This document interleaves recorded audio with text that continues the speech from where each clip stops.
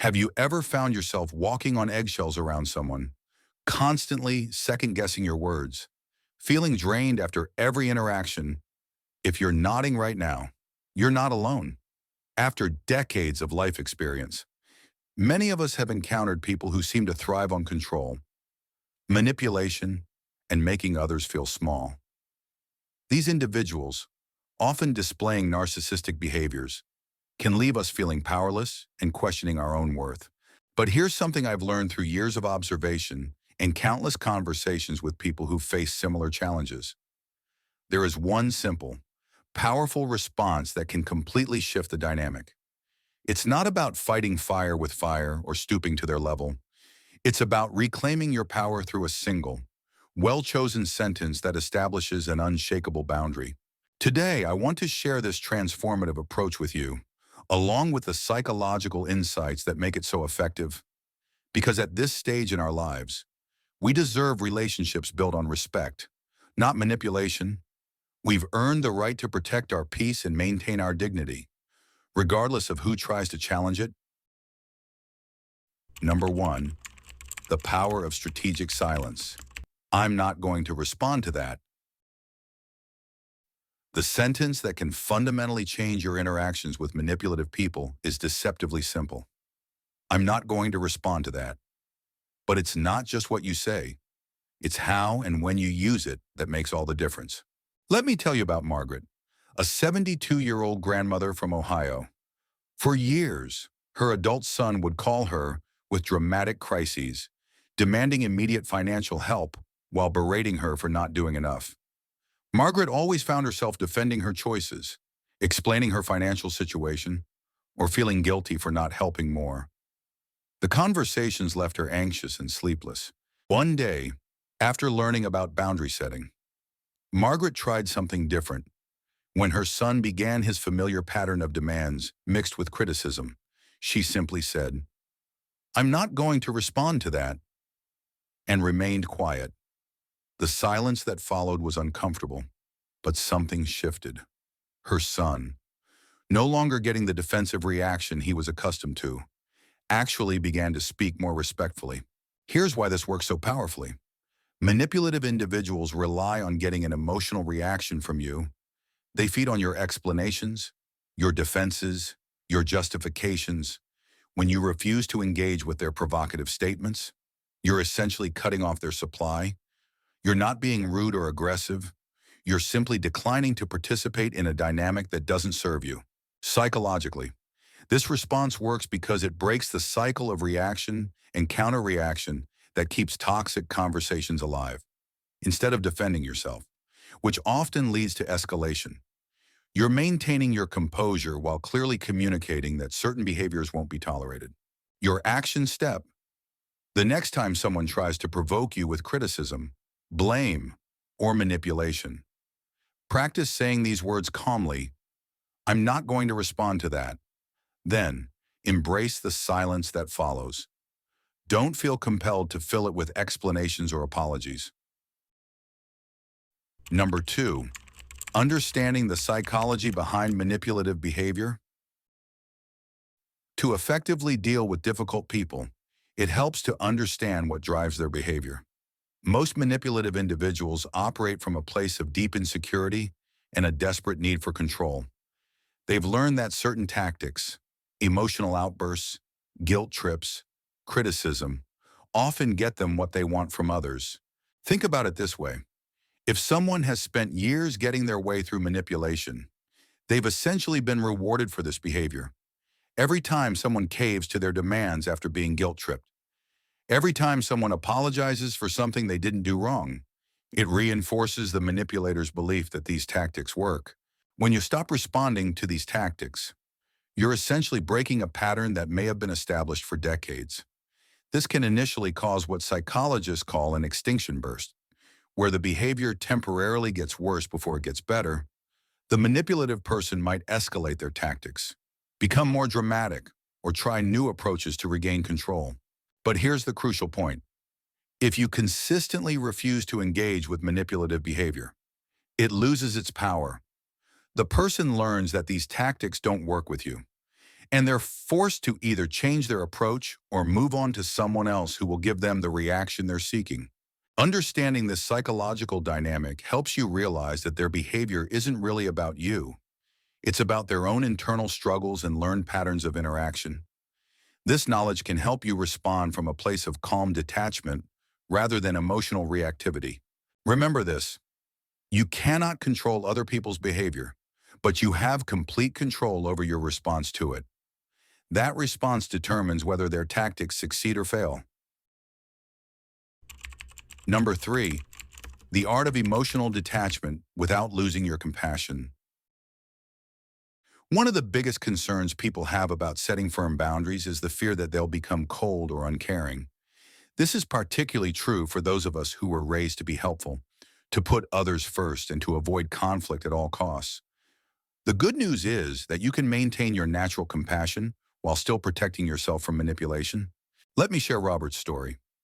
Robert, a 68-year-old retired teacher from Texas, had a neighbor who constantly complained about everything, from Robert's lawn care to his grandchildren's visits.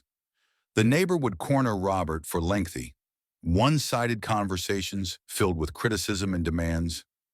Robert, being naturally kind-hearted, always listened patiently and tried to address the complaints, but nothing was ever good enough. After learning about healthy detachment, Robert began responding differently when his neighbor started complaining. Robert would listen for a moment, then say something like, "I understand you're concerned about this, but I'm not going to discuss it further." He would then politely excuse himself. Initially, the neighbor was taken aback, but over time, their interactions became much more pleasant and brief. The key insight here is that emotional detachment doesn't mean you don't care about people. It means you care about yourself enough to not absorb their negative emotions. You can acknowledge someone's feelings without taking responsibility for fixing them or allowing them to dump their frustrations on you. This type of detachment actually allows for healthier relationships because it prevents resentment from building up. When you're constantly being drained by someone else's behavior, it's natural to start avoiding them or feeling angry. By maintaining appropriate boundaries from the start, you preserve your ability to interact with them from a place of genuine care rather than obligation or fear. Your practice. Start distinguishing between empathy, understanding how someone feels, and emotional absorption, taking on their feelings as your own. You can be empathetic without being emotionally responsible for others' well-being. Number 4, recognizing manipulation tactics and responding effectively. Manipulative people often use similar tactics, and recognizing these patterns can help you respond more effectively. Some common strategies include guilt tripping, where they make you feel bad for not doing what they want; gaslighting, making you question your own memory or perception of events; playing the victim, positioning themselves as powerless while making demands; and emotional blackmail, threatening negative consequences if you don't comply. The beauty of the "I'm not going to respond to that" approach is that it works regardless of which tactic they're using. You're not getting drawn into analyzing their strategy or crafting the perfect counterargument. You're simply declining to participate in the manipulation altogether. Here's another example. Dorothy, a 75-year-old widow, had a sister who would call during family gatherings and create drama about not being invited. Even though she had been invited and chose not to come, Dorothy used to spend hours on the phone trying to explain the situation, apologizing and feeling terrible. Now, when her sister starts the familiar litany of complaints, Dorothy simply says, "I'm sorry you feel that way, but I'm not going to keep discussing this." And she changes the subject or ends the call if necessary. The transformation in Dorothy's stress levels has been remarkable. She's learned that she doesn't have to fix every relationship problem or take responsibility for other people's feelings. This has actually improved their relationship because Dorothy no longer approaches conversations with her sister from a place of anxiety and defensiveness.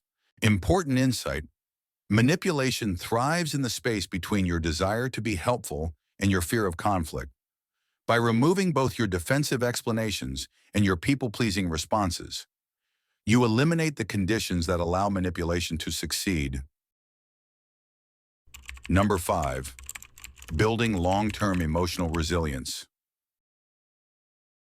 Setting boundaries isn't just about handling difficult people in the moment. It's about building long-term emotional resilience and protecting your mental health. Many of us, especially those who've lived through decades of putting others first, need to actively rebuild our sense of self-worth and personal agency. This process often involves recognizing that you have the right to feel comfortable in your own relationships. You have the right to expect basic respect and kindness.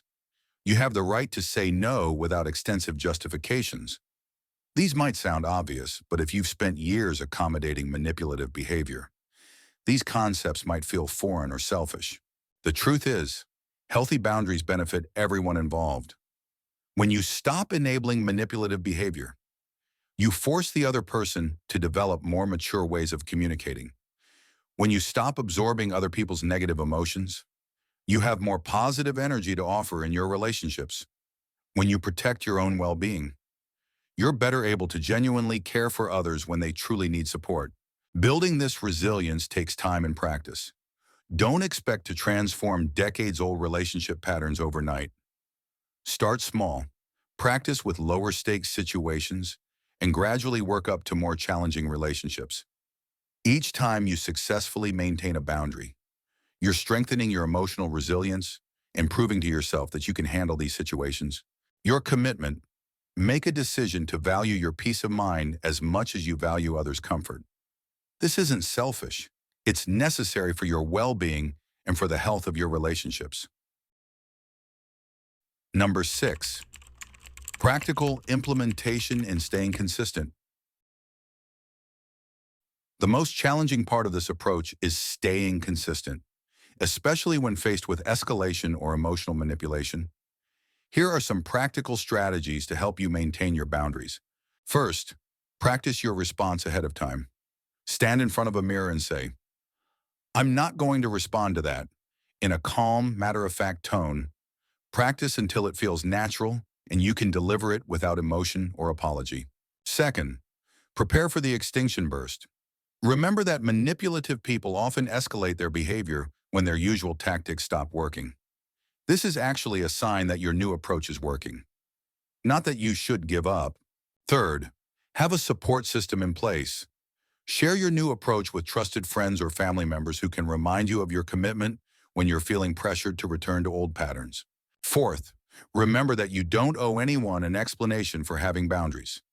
You don't need to justify why you won't engage with disrespectful behavior. A simple, consistent response is more powerful than lengthy explanations. Finally, be patient with yourself. If you slip back into old patterns occasionally, that's normal. What matters is getting back on track and continuing to prioritize your well-being. Conclusion: the power to transform your relationships lies not in changing other people, but in changing how you respond to them. That simple sentence, "I'm not going to respond to that," represents more than just words. It represents your commitment to your own dignity, your refusal to participate in toxic dynamics, and your recognition that you deserve to be treated with respect. At this stage in our lives, we've earned the right to peaceful relationships. We've given enough of ourselves to others throughout our years. Now it's time to protect what we built and cherish what remains. Every boundary you set is an act of self-respect. Every time you refuse to engage with manipulation, you're honoring your own worth. Remember, you're not responsible for managing other people's emotions or fixing their problems. You're responsible for your own well-being and for creating the kind of life you want to live.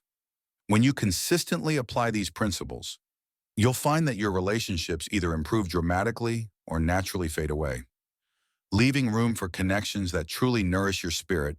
Start today. Choose one relationship where you've been accepting disrespectful behavior and commit to responding differently.